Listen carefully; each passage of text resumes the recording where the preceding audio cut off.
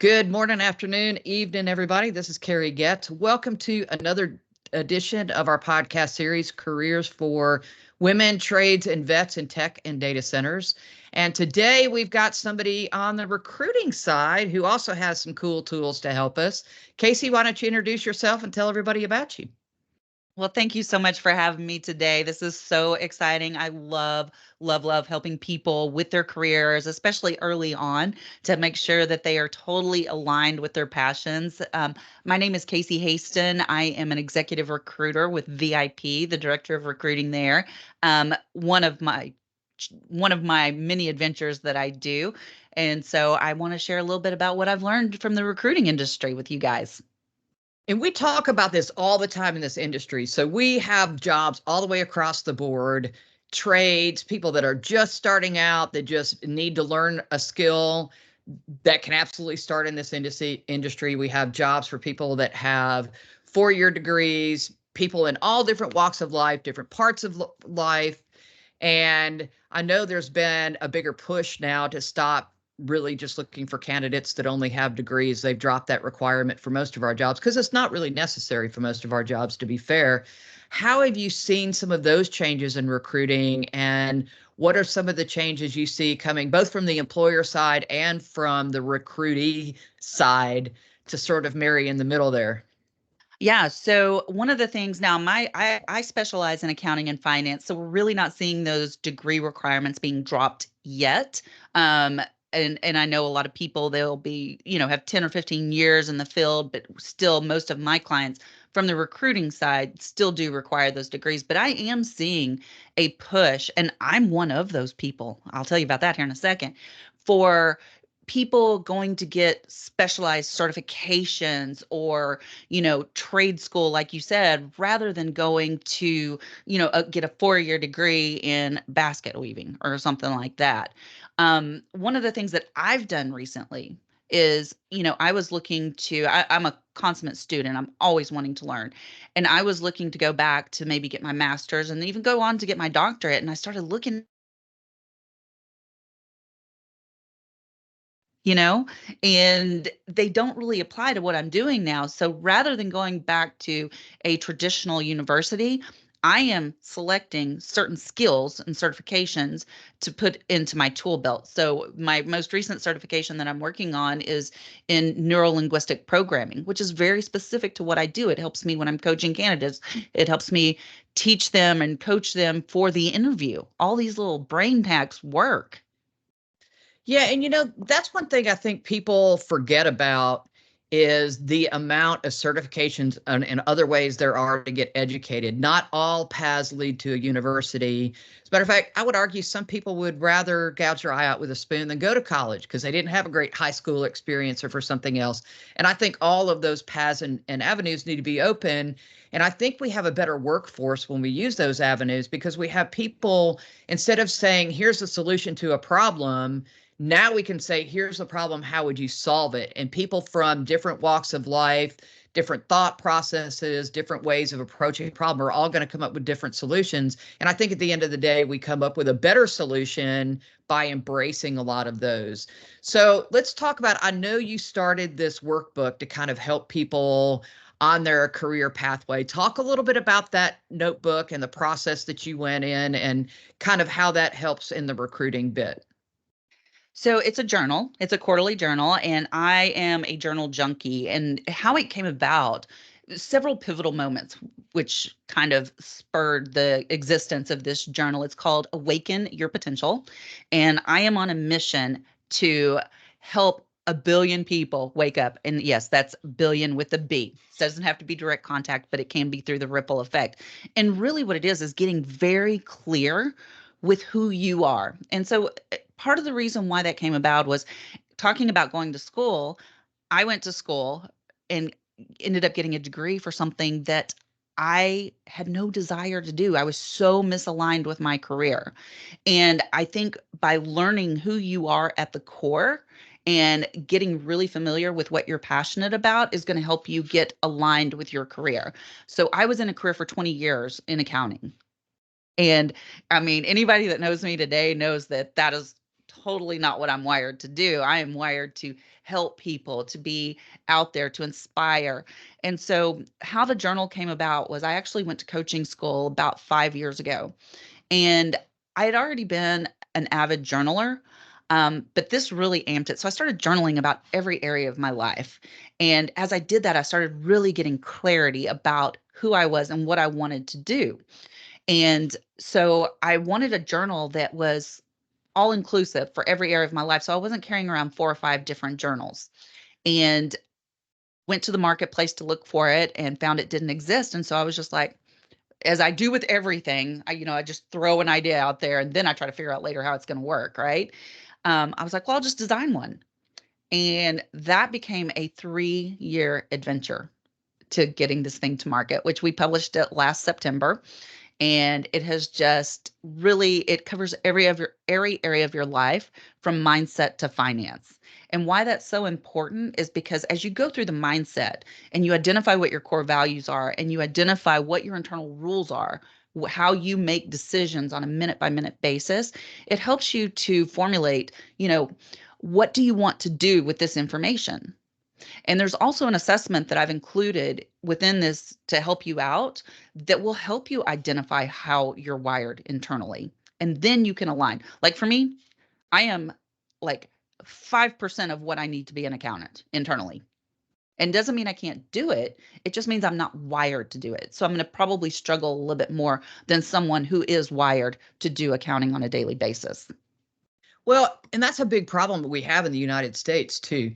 You figure out what you're kind of wired to do, but we don't have exposure to a lot of the jobs. That's part of the reason that I wrote the book, is because a lot of people are never even presented with these opportunities for careers, period, right? In the industry or anywhere else. And so I think that it's really important for people to kind of check out opportunities that are out of anything that you've been presented with in your lifetime, right? Because we're only going to be presented with what the people that can present them to us have been exposed to. And so if something's out of that frame of reference, you've got to look a little bit farther and look a little bit wider to sort of figure those out. And I feel like a lot of those tools aren't just really out there in the average domain, or people don't know where to find them anyway. What do you think? I would agree. And I think that a lot of times people are told which direction they want to go. Like me, I was told, well, you're good at math. You should go into accounting. That's what you should do. And then when I switched from accounting to, and I was a CFO, it's not like I was not good at it. It's just I wasn't fulfilled at it. And when I switched from accounting to recruiting, which I had no idea that this was a thing, right? I'd never worked with recruiters before. It was unbelievable how fulfilling it was for me to help people find jobs, right? And to expose them to other areas. And it even goes further now because I've wrapped coaching into the recruiting journey. And now I love it when I get to talk to people and I help them make sure this is the route they want to go on. Because if it hadn't been for that recruiter that talked to me when I was looking for a new job, and she looked at me, she goes, Casey, you don't even like accounting. And I was like, oh, what am I going to do? And she's like, try recruiting with me. And I was like, okay. I didn't say okay right away. I thought a little bit, and my parents thought I was insane. My parents who told me you should go be an accountant, they thought I was insane. And so I really want to challenge people to explore what opportunities are out there, but first explore what you want to do. Don't let other people tell you what you want to do. Figure out what you want to do. Well, that's really important, and I think we see this in society. The average four-year degree now takes 5 to 6 years. It's not 4 anymore.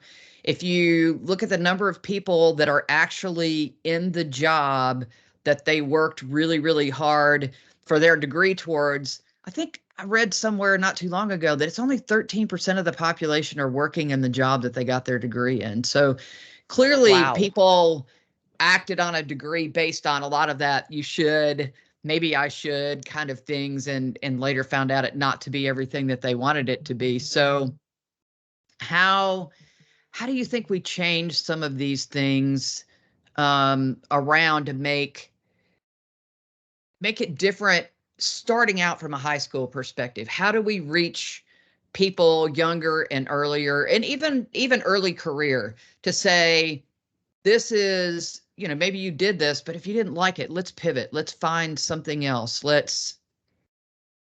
Yeah, and I think pivot is the word. Pivot quickly. Don't be afraid to go in a different direction if that is going to make you happy. I think a lot of times we're held back by that fear of the unknown, and it can be scary. But probably my best advice to people, especially, and I run a young executive group, and I love it when I can get to them before they get into college, because then I can be like, okay, let's make sure this is what you love to do. And one of the first exercises, other than the assessment that I usually have people do, is sit down and think about what you liked to do when you were little.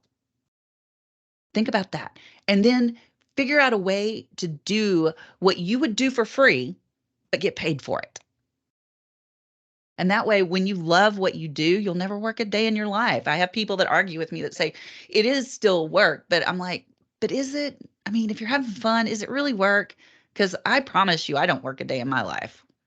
I mean, it's working that you get paid for it, right?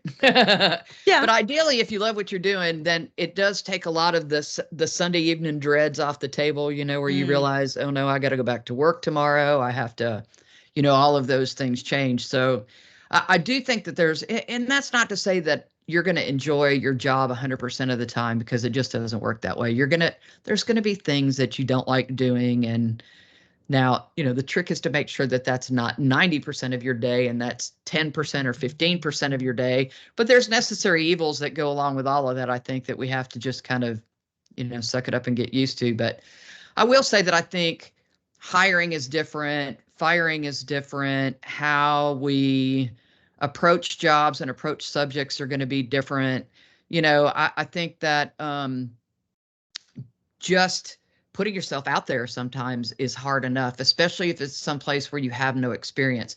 So let's talk about that a little bit. Let's talk about, say somebody is pivoting. hmm Say they were in the finance market where you are and they're choosing to go somewhere else. What advice would you give that person that's pivoting for how to train up, where to look for mm. jobs, how to present yourself when people are looking for something completely different than you are as a candidate? So, a couple of things. And I actually just worked with a candidate on this very issue to do a complete pivot from where he was before. And one of the things that I had him do was, first of all, YouTube. Go get certified and go learn the skills that you need to make that pivot, which he did. And the second thing that I would recommend is find a mentor. Find somebody in that space that can help teach you and point you in the right directions to get the information that you need. And then eventually that mentor can help make connections and introductions where if if you don't know somebody at a company and you have no relative skill to that job, it's very difficult to even get the interview. However, if you've got a mentor or a networking connection that can vouch for you, that says, look, I've been watching this kid. He has been going to all these different classes to get trained up in this specific skill set so he can make this pivot, then that introduction becomes a lot easier and you're more likely to get that interview. So mentors are incredibly important.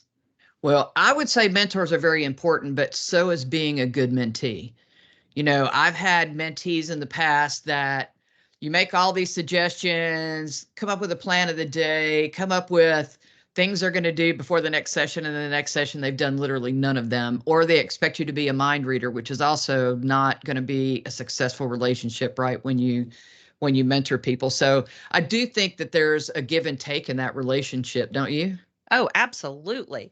Absolutely. And if, as a mentee, if you're not going to be serious about investing in the relationship, don't bother, because that as a mentor, I'm giving my time and my expertise and my knowledge to you. And so I would hope that you would take that, use that, and hopefully benefit from the information that I'm sharing. Yeah, and I mean, advice is only going to be as good as how you internalize it, right? You can tell somebody, you need to go apply yourself in some manner, but how they apply themselves is going to be all the difference in whether that's a success for them or not a success for them. And so I think you have to be very clear on your goals and what you're trying to do. And you also need to not be afraid to ask questions. And I think that's something that we really lack in society, is that it's almost like we put down people for ignorance when everybody's ignorant till we know. We're all ignorant. Put yourself on the same playing field as every other person on the planet, right? I'm ignorant to Mandarin Chinese. I'm ignorant to a ton of stuff. I'm ignorant even to some stuff in my daily life that I probably don't even realize I'm ignorant to. But I think that we have to remove that culture of fear and encourage those questions and encourage somebody, if somebody is considering changing jobs or pivoting, let them shadow you for a day. Yeah. Let them shadow you for a week. Think of some of those outside the box things. What other suggestions would you have?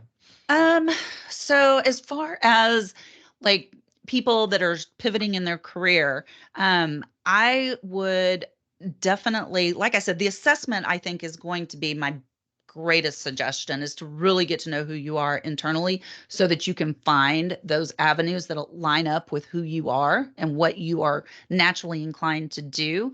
Networking. I, I am a huge advocate of networking, which is I run a networking organization here locally, and then have several subgroups, special interest groups within that organization, one of which are the young executives, where we host their own happy hour. We call it their happy educational hour. But learn to network, get out there so that you build that bridge before you need it. And that's a lot of where you're going to find your mentors, you're going to find your coaches, you're going to find those people that can make those introductions for you when you do want to make a pivot, if you want to make a pivot. Yeah, I would say you are nothing without your network. I read not too long ago that 85% of jobs are filled through networking. Only Yep. 15% are filled through somebody putting out some kind of an application. So that's pretty crazy right there. Yeah. I, you know, I feel like we don't do a good enough job. And certainly after COVID, some of the networks have disappeared a little bit. I started running them over Teams calls during COVID and still run one that goes once a month. And I know that there's a lot of other ones in the industry too, and there's ones in other industries. But I will say this, as far as your network goes, you are only as good as what you put into your network too, because nobody's going to continue to help you and you give nothing in return, because it becomes very one-sided. So talk about how you coach your young executives on how to be that half of it, how to be the better part of the network when they feel like they really don't have anything to contribute yet. Well, the first thing that I usually share with my young executives are two books. And I have them read these two books. The first one is The Miracle Morning, which is all about setting your day up for success. But the second book is the one that really speaks to the networking persona, so to speak. And that's called The Go Giver. Have you read that book? I have not. It is an amazing book, and it talks about the 5 laws of stratospheric success. And they are all about give and take, right? And most of the laws are about giving. It's like the law of value, the law of compensation. But the last law, and it's the one I struggle with the most, is the law of reciprocity. Because as much as you give, you need to be able to receive as well. And I just want to be the go giver all the time. I want to be the one giving value first. That's my number one internal rule, is give value first. Right. So how do you do that though? If you take a young person and you're going to introduce them to a network, they're brand new to an industry, brand new to this network, how do they become a go-giver? What do they have to give? What do you suggest that they put out there on the table? I can give you a very real example. We just had a young man, he's 24 years old, join the young executives, but before he did, he attended one of our happy educational hours. And he just started talking about what he was doing, and he runs a technology company.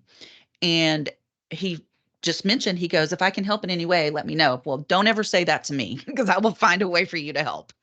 We are a network, or we're an organization of volunteers. And it just so happened that I'm implementing a new CRM for our networking organization. And I am technologically blind. I that's not my lane, and I know that. But I'm a big believer in outsourcing your weaknesses too. And so this young man came to me and he was just telling me what he did. And I was like, okay, you want to help? I need help with this CRM system. And he goes, okay. And I mean, he dug in, he did all the research for me, came up, sent me a 3-page report on why I should go with this specific CRM. And then when I had questions, he sent me another 3-page report on my answers to my questions. So, I mean, and now he's digging in so hard that he just accepted a seat on our board of directors. Very good. Very good. See, you can make something out of nothing. And I think people don't realize that we all have something to offer, even if it's a minute of kindness, even if it's volunteering, even putting together a newsletter, mailing envelopes, something. There's always something that you can give. And once you start creating those resources, I can 100% guarantee you I would be nothing without my network. Nothing. I have an Yep. amazing network of people and wouldn't trade them for anything in the world, you know? Well, and here's the thing, because he came in, and that's a really extreme example. This kid is just hungry to serve, right? But because he did that, he can ask me for any introduction in my network, and the answer is always yes. Sure. That's what happens when you build a good network. Yep, yep. Yeah, and they are so invaluable, both for yourself and people you're trying to help. And actually, people don't realize there's money to be made in networks too. A lot of networks have finder's fees if they're looking for employees. Your own company probably has finder's fees if you can bring other people online, Yep. because it's hard to find people nowadays. There's so many open jobs right now and not enough people to go in them. Yeah, and we are seeing just a little bit of a slowdown in the market right now. I'm not sure if that's going to pick back up, but it has slowed down just a little bit. But we do pay finder's fees for people if they refer candidates or refer jobs to us, or whatever, because we want to say thank you. Sure. Yeah, I mean, that is kind of part of the way the world goes around, but it definitely helps. And I will say that job hunting is probably worse than dating. I'm not sure which one is worse. They're both pretty horrible as far as, having to take rejection and all that kind of stuff. But I would say as you go through the mire of all the job training and people tell you how to act on interviews and the right things to say and the wrong things to say and the right way to dress, the wrong way to dress. Give some folks that are out there looking some tips on the best thing they can do, best foot forward finding a job. Well, let's talk about when you get the interview. So I always tell my candidates when I'm prepping them for their interview that your interview begins the moment you enter the parking lot. Make sure that you are on your best behavior and that you're not. And I'll give you an example. So I had one of my hiring managers call me one time when, and this was an older candidate too, and they were watching him as soon as he got out of the car. And he was looking in everybody's car as he walked by. And it really creeped the hiring manager out. Needless to say, he didn't get the job. And the guy had no idea that his interview had already started before he walked through the door. So, um, but definitely if you're doing in-person interviews, you want to make sure that your interview starts the moment you enter the parking lot. You want to make sure that you're dressed appropriately. Obviously, don't wear too much perfume, if any. Um, and you want to be sure that when you walk in that you are giving that good handshake, but not too firm. I can't stand it when people shake my hand and they grind my bones together, right? But and what that does whenever you shake someone's hand, that releases endorphins, right? And that helps to build rapport. And it's even better if you can like shake the hand and then kind of cup the elbow. You know what I'm talking about? That little Yeah, move, yeah. because that's almost like a mini hug and it releases more endorphins, right? Um, there are some techniques that you can use, laughing, smiling, all these things release those endorphins and help to build rapport with the person that you're communicating with. And I think just, being your authentic self whenever you're in the interview. I know a lot of times people are like, well, what's the person like? I want to mirror them or mimic them. And I'm like, but do you want to have to show up and pretend to be somebody you're not every time you go to work? If you don't get hired because you're being you, that's probably not the right place for you. Yeah. Good point. Yeah. Well, and I think that's important too. I think there's a lot of people out there that grab onto the first job they can find because they need a job and it's not the right fit. And then it's difficult to exit it right. And then you also have to worry about looking like a job hopper on your resume Yep. too, because you've hopped around to too many. So I think it's really important for young people to understand when you're interviewing with a company, you're interviewing the company just as much as the company's interviewing you. And you need to make sure it's your career, it's your happiness, it's your work-life balance, it's your everything. You need to make sure that, that this job is going to work for you too, and not the other way around, that it's all one-sided. Yeah. I just had that happen with one of my candidates, and it was so unfortunate. I mean, she had had such great tenure with her company before, and she ended up, making a move. It wasn't the right move. And so 6 months later, she hopped to another one. And we see that a lot with people that have been with a company for a long time, because it's kind of like a culture shock when they go to that new company. And Oh, so sure. it may not be that the company's not a right fit. It's just they're trying to recreate what they had from the last company into this company, and it doesn't work.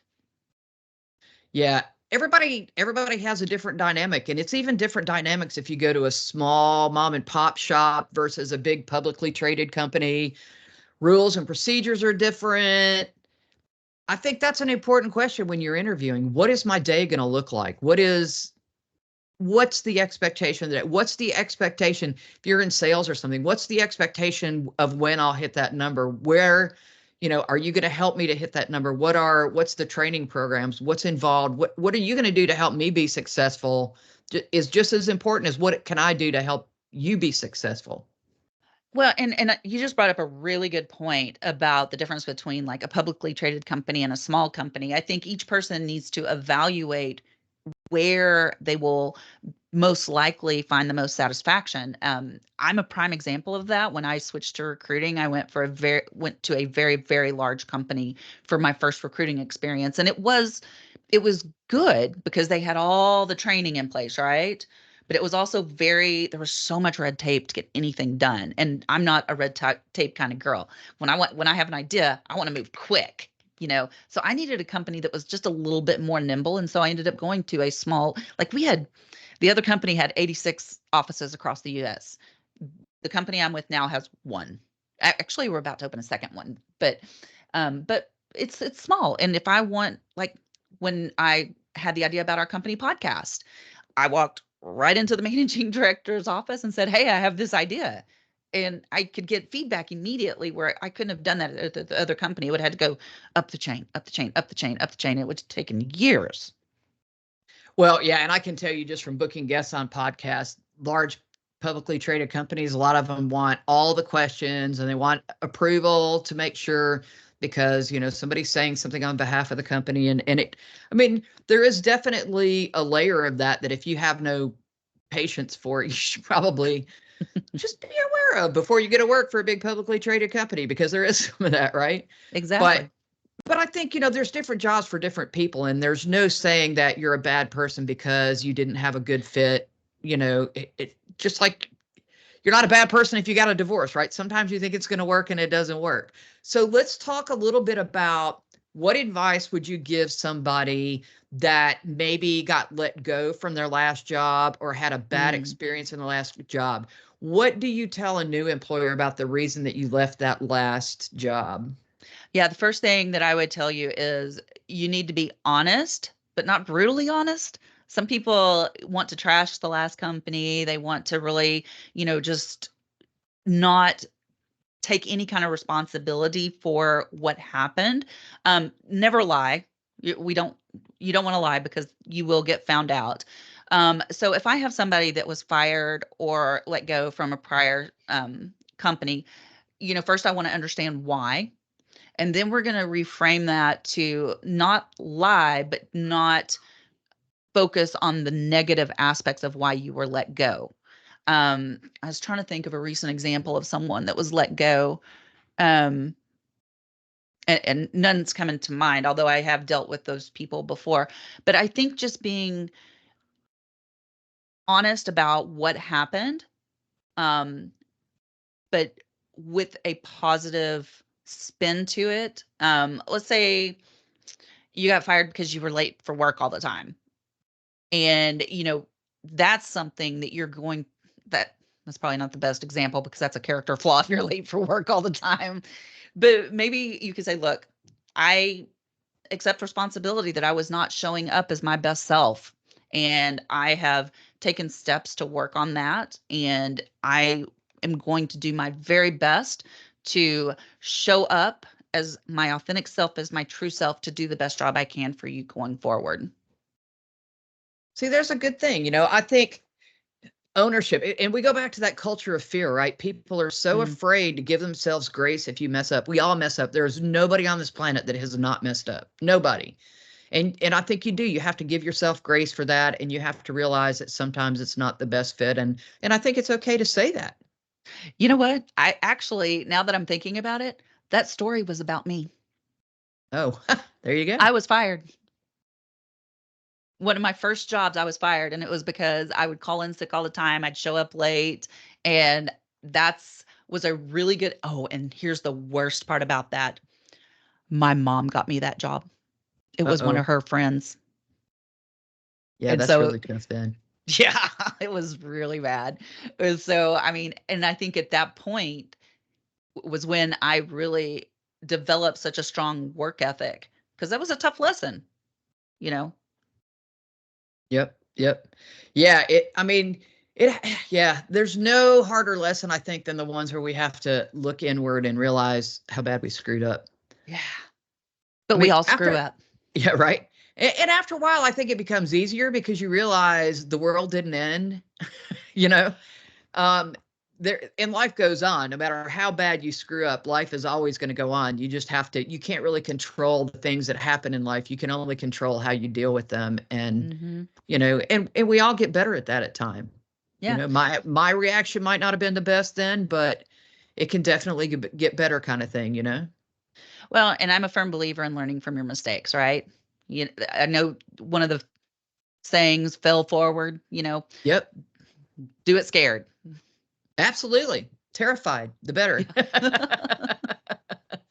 Well, we are bumping up close to our time here, but if you absolutely show everybody your journal and Oh, let's yeah. let's give that another plug.